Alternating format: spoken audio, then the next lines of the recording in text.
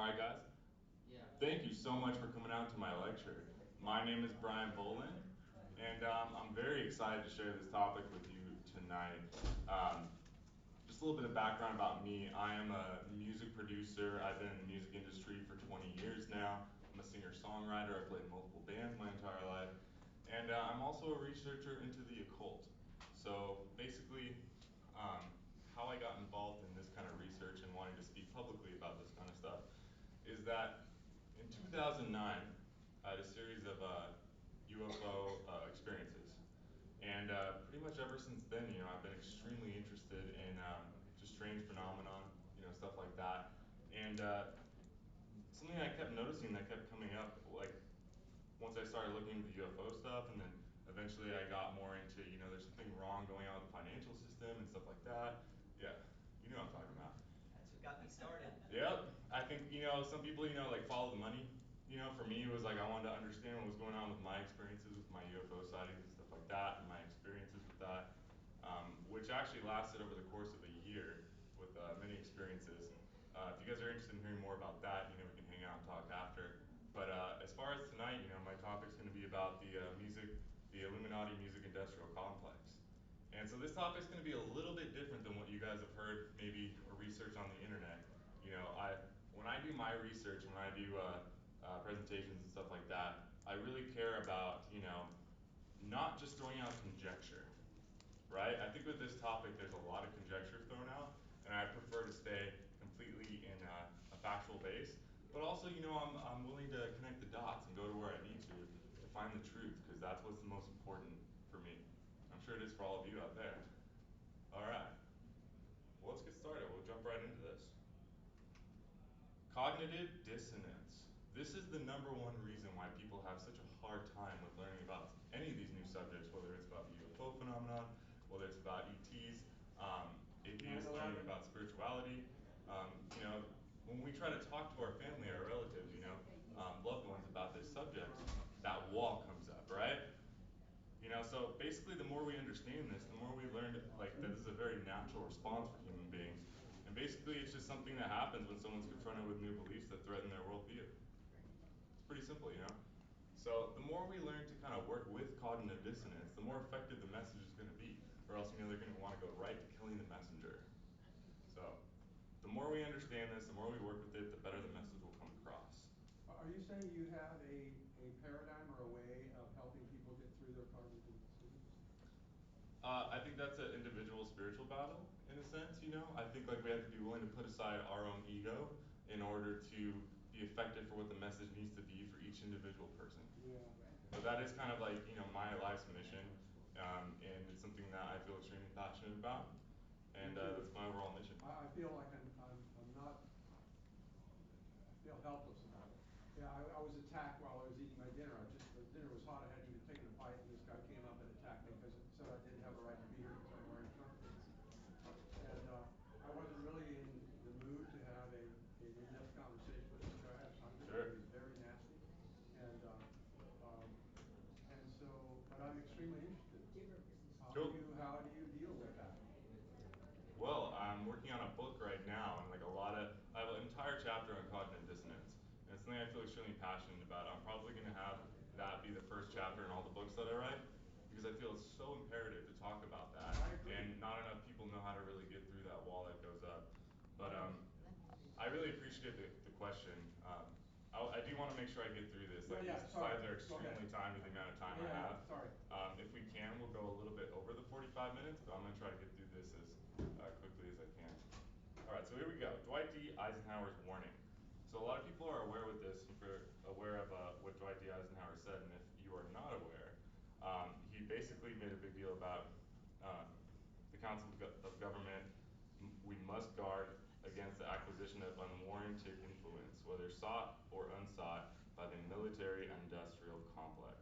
The potential for the disastrous rise of misplaced power exists and will persist. I definitely agree with that, and we see how that's evolved now to the corporatocracy, right, with the corporations working with big government, and then now we also see it evolve into the technocracy.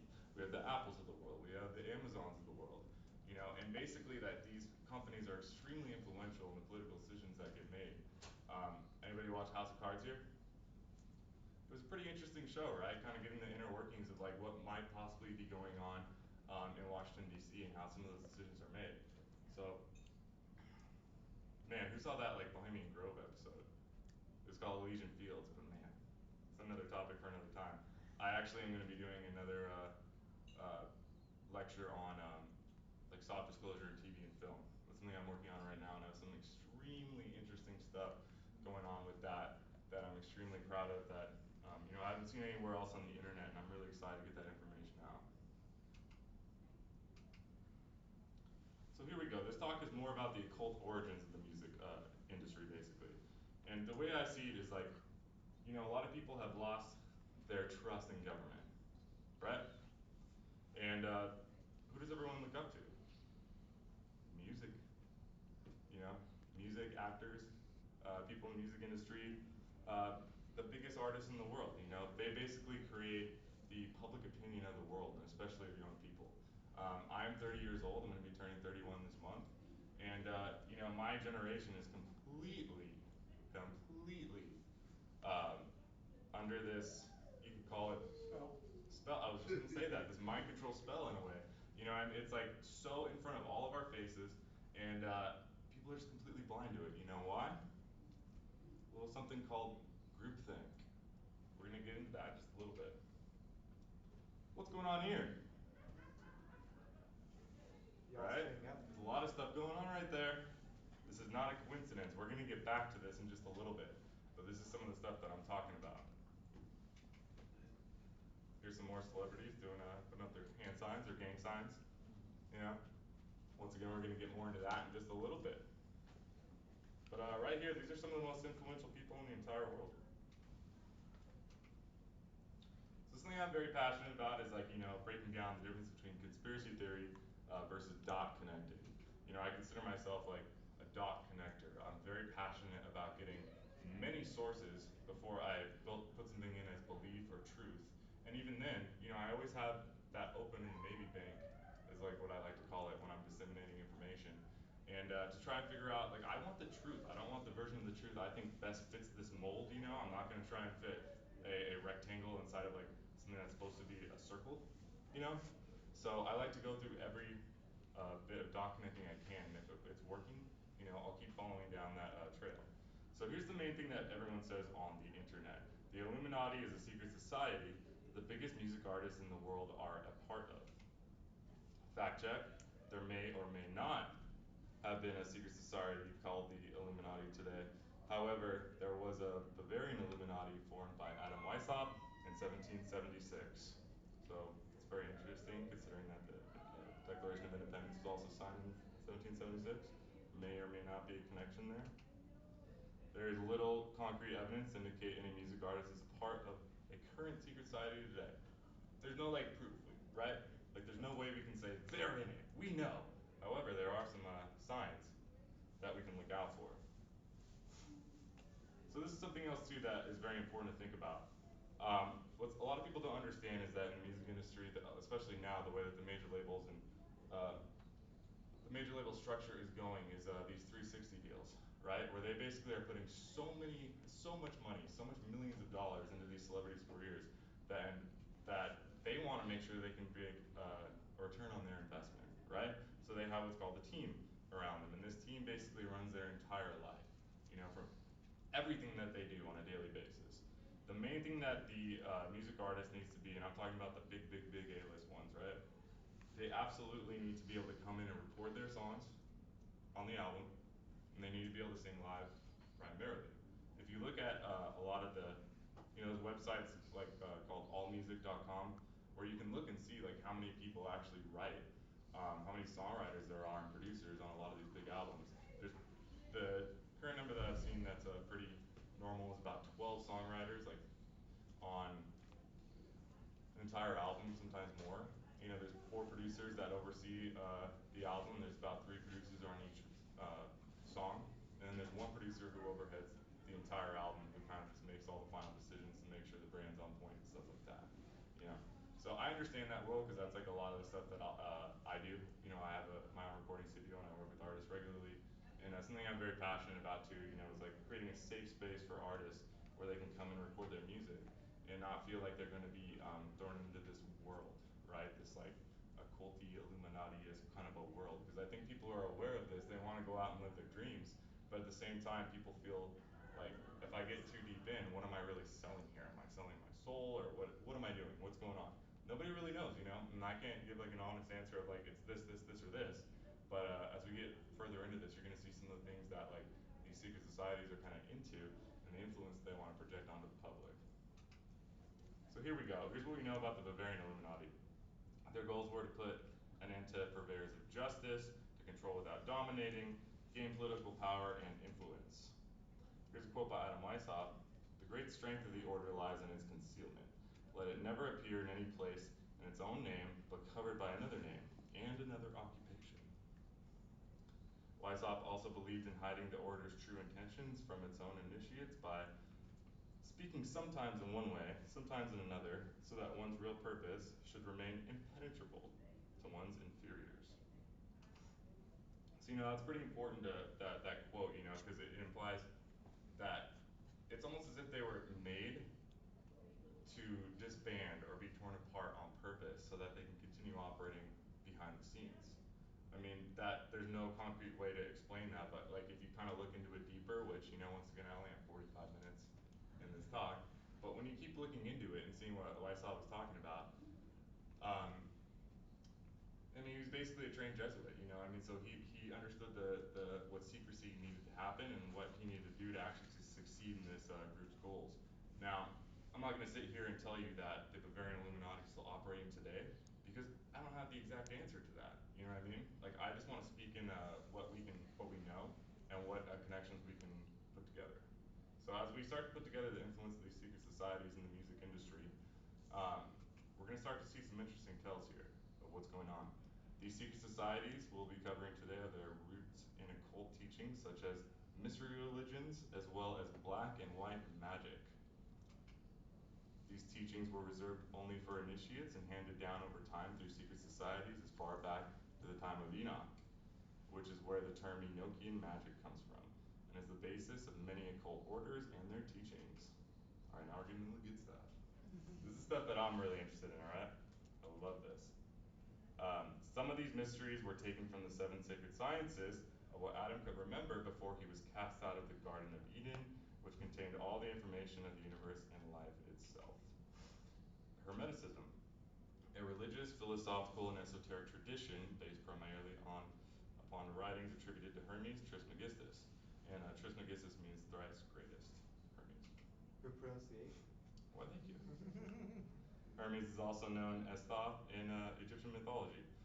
So this is where we get like the emerald tablets of Hermes, or emerald tablets of Thoth. Ritual magic and all modern traditions ultimately derive from Hermetic theurgy.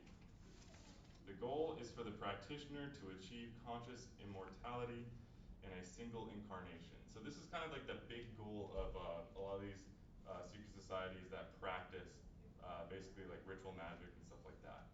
And when I'm talking about magic, I'm not talking about stage magic, okay? We're going to get into a guy in just a little bit. His name is Aleister Crowley, and basically he's the guy, one of the most influential occultists of all time. And he was the guy who actually added the K at the end of the word magic to differentiate the mundane magic being performed by stage magicians doing, you know, little card tricks and stuff like that, and the actual ceremonial magician magic, ritual-based like magic practitioner. So we're going to get more into that and how that all works. Theurgy. Theurgy is a practice one uses to communicate with spirits. There are 2 different types of ways one would use theurgy. Black magic reliant upon an alliance with evil spirits, we could say demons. Divine magic relying upon an alliance with divine spirits, i.e. angels, archangels, and gods. So here's the thing that you gotta kind of wonder though about theurgy, like there's no way of knowing that when you're doing this kind of a practice that you're actually getting an honest connection with the being that you're trying to contact. There's not really any sure way to know that. So it's just kind of like a lot of the information that, you know, these black magicians are going to, or even the, you know, magic practitioners who practice white magic or this divine magic, like, there's no way of knowing for sure, you know? Like, I guess you could say, you know, we all have intuition, and we should trust that, but we should also practice discernment. You know what I mean? We should take all the available information and really make that decision for ourselves, and once we have all the information in front of us, then I think we can paint a better picture of what's actually going on. The occult. The occult simply means hidden. There are practitioners of the occult who have different agendas, such as magicians who practice black magic and white magic. The basic principle of the occult practitioner is to follow the great work and the continuation of expanding human consciousness. I like that. You know, I think there's like a good side and a bad side to the occult and people who practice it. And you know, if you have the right intention, I think that you can really do a lot of good for humanity with this. So yeah. The most infamous occultist of all time is Aleister Crowley, whose influence and involvement in secret societies such as Freemasonry, the Hermetic Order of the Golden Dawn, the Ordo Templi Orientis, and the AA have all become legendary. Here we go, we're gonna get a little deeper right now. Project MK Ultra, a lot of you guys have probably heard about this. So these basically derived from experiments in World War II with the Nazi concentration camp. Joseph Mengele. Had some pretty interesting names here, Dr. Green and the Angel of Death. But basically, a lot of those experiments he was working on became kind of the basis and foundation of what later became MK Ultra after World War II with Project Paperclip and bringing those Nazi scientists over to work for the U.S. Some of them went to go work for NASA, and then some of them went to go work on, you know, these kind of projects. After the war ends, the U.S. picks up where the Nazis left off in their mind control research, and eventually the CIA starts Project MK Ultra. The MK Ultra documents show that trauma-based mind control techniques were used and proven to be very effective. Now, I know this can get a little fringy for people, the idea of this, that this could possibly be real, but it is undeniable that this happened and this is real, and the documents are all out there for anybody to read. I've read them, they're very, very, very interesting, and if you want to educate yourself more on this subject, I highly recommend going and finding yourself some of those documents to read for yourself. Some of it's pretty horrific too. It is, you know what I mean? It's like, imagine if you had the CIA funding a project like that and it came out and you were actually able to achieve that. What would the next stage of that be? They wouldn't just abandon a project like that. There's no way. There's no way. So, you know, I mean, once again, 45 minutes. Not a lot of time to get into it, but this is something I've been studying, you know, for the last 10 years, and it's something that still continues to interest me a lot. So Romney's part of that. Well, I wish him the best of luck, and I hope that he, you know, finds his higher power in God and you know, returns back to the light. Yeah. Something I want to say too is that I'm not actually a Christian. You know, some people that talk about these subjects kind of come at it like, oh, they're all devil worshippers and you know they're all Satanists and blah blah blah. While they might be, I don't know. I have a deep respect for Christianity and like anyone of any faith. I myself, you know, I have my own higher power. I consider myself a spiritual person, but you know, my basis in this is like it's simply for that quest for the truth. So yeah, that's where I stand with that. Here's something that a lot of people don't know about. It's called Project MK Often, and it's pretty interesting. So we have a guy named Gordon Thomas, and he came out with a book in 2007 called Secrets and Lies. And basically he says that the CIA wanted to explore the world of black magic, harness the forces of darkness, and challenge the concept that the inner reaches of the mind are beyond reach. So, I mean, this is pretty interesting. Now we have a direct connection to government, or you could say the CIA might even be like above government in a sense. If you look at the National Security Act and what it act, the wording of that in 1947 when it was established is, the CIA is not, you know, anytime that they say like they're in the NSA, that something's a matter of national security and if they need to be involved with it, they're above the law. They can pretty much do whatever they want. So we are in a world absolutely influenced by celebrities. Well, they're not above the Constitution. What's that? They're not above the Constitution. They are not, but they think they are, so they'll continue to do those that. things that they feel are in the best interest of not the world, but themselves. So there we go with that. Britney Spears, Jay-Z, Beyonce, Madonna, just to name a few, have become worshipped for their fame and influence. There's something else I want to mention too. I also play in a band called Idol Worship. It's a hard rock metal band. I play many different genres, pop, rock, metal, country, whatever it is, hip hop. And I work with those artists in all those different genres.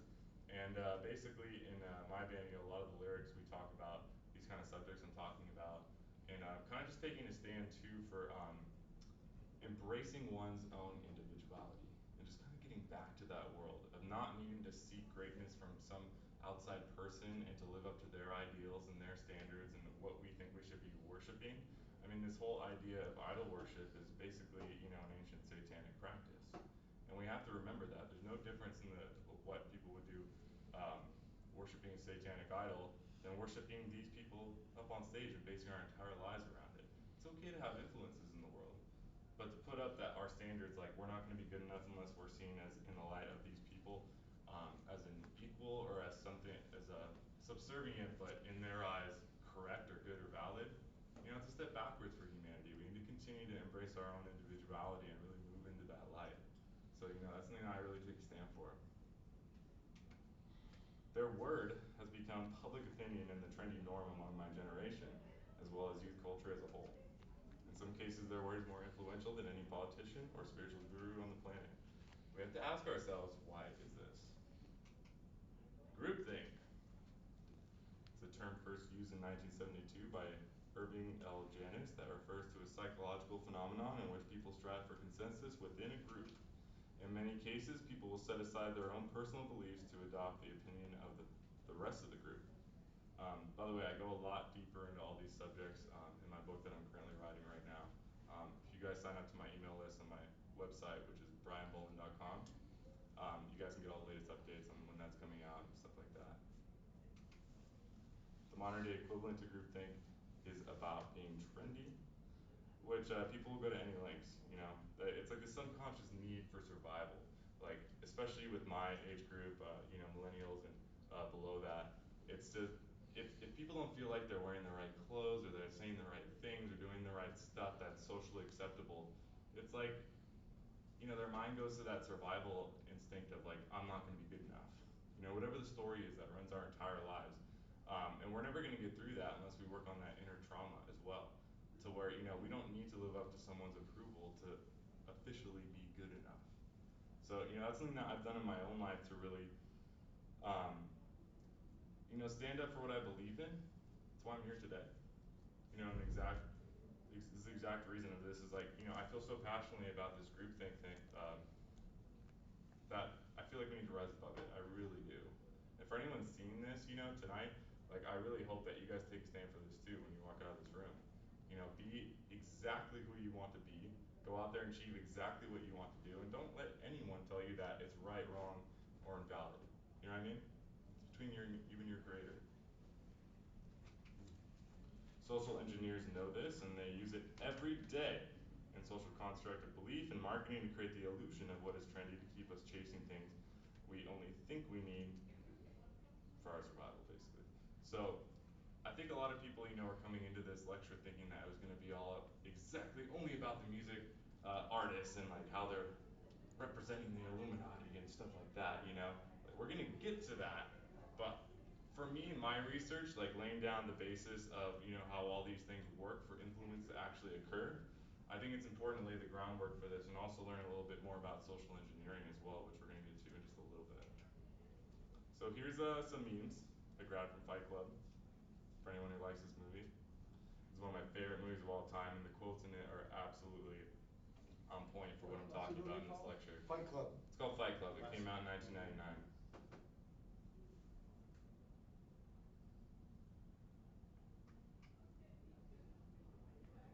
This one is so true.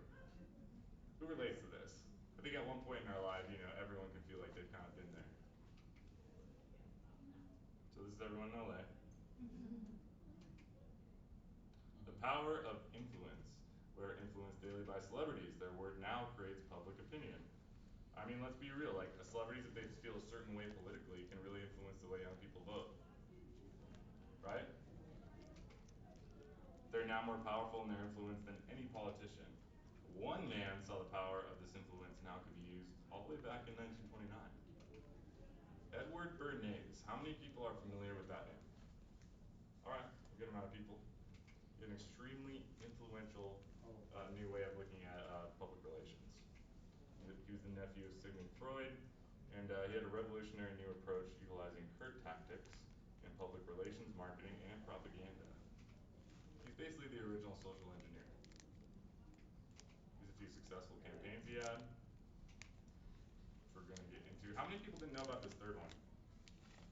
Or how many people didn't know about any of these? A few people? It's pretty interesting, yeah. I mean, a lot of the things that, I mean, bacon and eggs, you know what I mean? It's like these are these things that we don't even think about in our daily lives. We're just born into a world where it's like, oh, well, if you're going to eat breakfast, you got to have bacon and eggs. You know what I mean? So, like, a lot of this stuff comes from social engineering and propaganda and marketing and all that. Water fluoridation. Gotta have my lucky strike. There you go.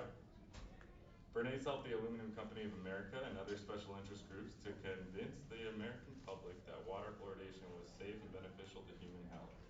Bernays helped the Aluminum Company of America and other special interest groups to convince the American public that water fluoridation was safe and beneficial to human health, which we all know now that it definitely isn't. Lowering IQs around the fucking world. And I just can't stand it. I'm sorry. I feel I mean, it's calcifying all our pineal glands, and it's like affecting our direct relationship to our conscious connection to, you know, our higher power and like the rest of the universe. So, you know, it's something that we really need to take a stand for to just stop this. You know, there's a lot of other methods of getting away from the fluoride in the tap water and stuff like that. I highly encourage you to look into them. This was achieved by using the American Dental Association in a highly successful media campaign. Bauxite, Arkansas was once considered the aluminum capital of the world. Founded in 1888, the town was known for an aluminum mine owned by Aloka, and eventually became known for a health effects bauxite teeth. And one of the other names that they called it was Rocky Mountain teeth. Smelting bauxite and aluminum releases fluoride as a waste byproduct, which wound up in town's water supply, causing everyone to be poisoned just enough to mottle and stain their teeth. It's basically making all their teeth brown. It's very noticeable and apparent. The aluminum industry is just one of the reasons we now have fluoride in our water today. Lucky Strike cigarettes. In the 1920s, it was considered taboo for women to smoke in public. George W. Hill, president of the American Tobacco Company, approached Bernays to create a campaign to tap into his share of the market. The goal was to change the taboo and convince women to start smoking. Bernays contacted psychoanalyst Abram Brill to understand social perceptions that discourage women from smoking. Brill observed that for feminists, cigarettes are like torches of freedom that symbolize their nonconformity and freedom from male oppression. However, notice the inversion here, right? Taking place in the females on a public level by men imposing new beliefs on them. You know, it's not just a male-female thing, but this is done constantly when you start to look into this influence and power on the world, right? This inversion that takes place. And I'm going to be writing an entire book on this.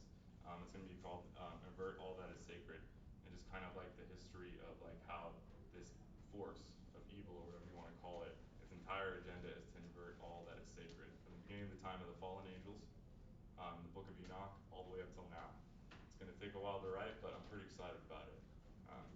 So if you guys sign up for the email list, you know, I can give you guys more details on that. Bernays used this information to build a strategy. Bernays asked a female friend to find a group of attractive females that would go out and light Lucky Strike cigarettes right as they were passing the photographers during the New York Easter Day parade. He asked her to tell the press that a group of women's rights marchers would light torches of freedom. The New York Times in April 1929 printed an article titled "Group of Girls Puff at Cigarettes as a Gesture of Freedom." So, I mean, it was extremely taboo for women to smoke cigarettes before that time, and after this it became, you know, very popular. Once again, we have groupthink if everyone wanted to fit in for survival. In 1930s, Bernays attempted to convince women that Lucky Strike cigarettes' forest green pack was the most fashionable of all the colors. In 1934, it proved to be their most popular pack color and kept their female clientele intact. So this is something else, you know, that we see still today happening with, you know, shoe brands, right? Like if you don't have the one color Vans, like you're just not cool. If you don't have those black and white Vans, you're just fucking, you're out, bro. Sorry, you can't hang out with us. You know what I mean? It's like, it's this like survival mechanism, and a lot of people don't even know what's happening, but they feel this need to fit in. And it's because they're giving their power away to want to be just like everyone else, and we're creating that hive mind of I just want to be like everyone else, and we're destroying individuality in the process.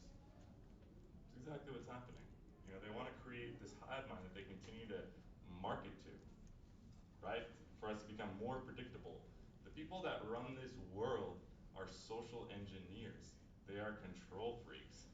They want to control what you think. So you could say this is mind control, you could say it's not, but I think with Bernays' tactics, you know, a lot of people picked up to that. Like, we don't even need mind control to do this. Also, the fluoride in the water doesn't help either. De Beers Diamonds. This is one that's really interesting and I wanted to add to the lecture. Another PR campaign worthy of noting is De Beers working with the Philadelphia ad agency N.W. Ayer in 1938. So this one doesn't have to do with Bernays, but it's still something that's very interesting. According to the New York Times, N.W. Ayer's game plan was to create a situation where almost every person pledging marriage feels compelled to acquire a diamond engagement ring. According to the Atlantic, N.W. Ayer wrote, there was no direct sale to be made. There was no brand name to be impressed on the public mind. There was simply an idea.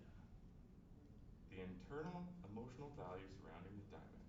The normalization of buying a diamond ring has been conditioned or programmed into the population ever since.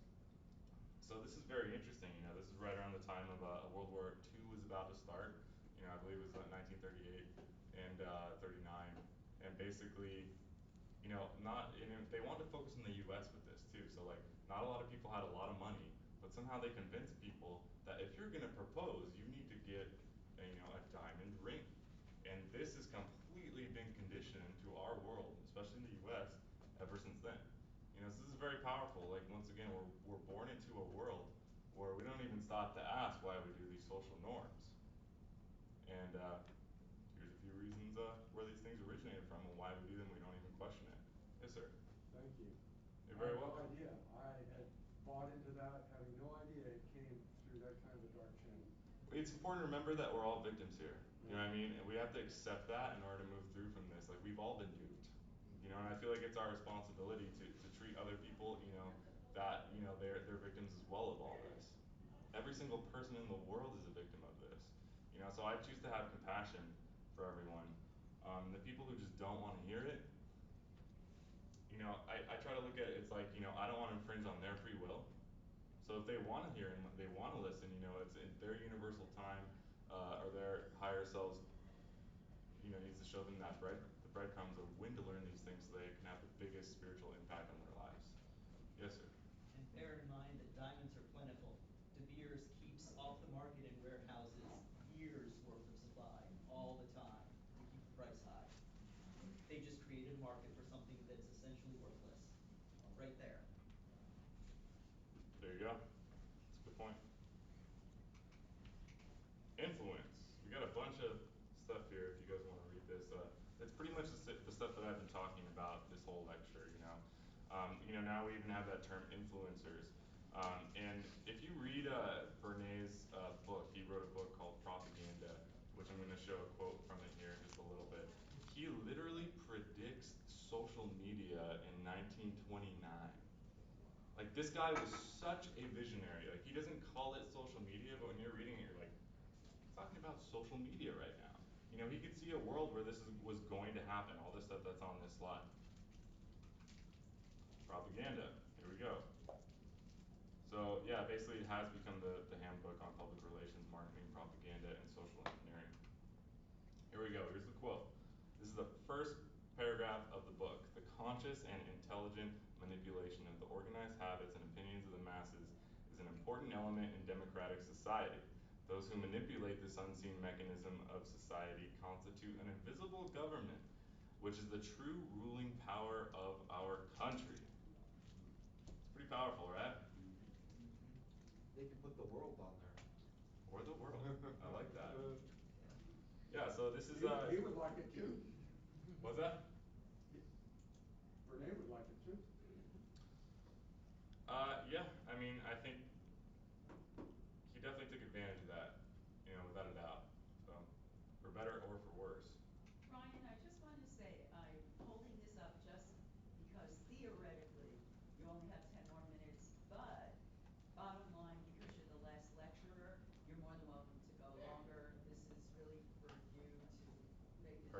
really like, I'll let appreciate you that. stay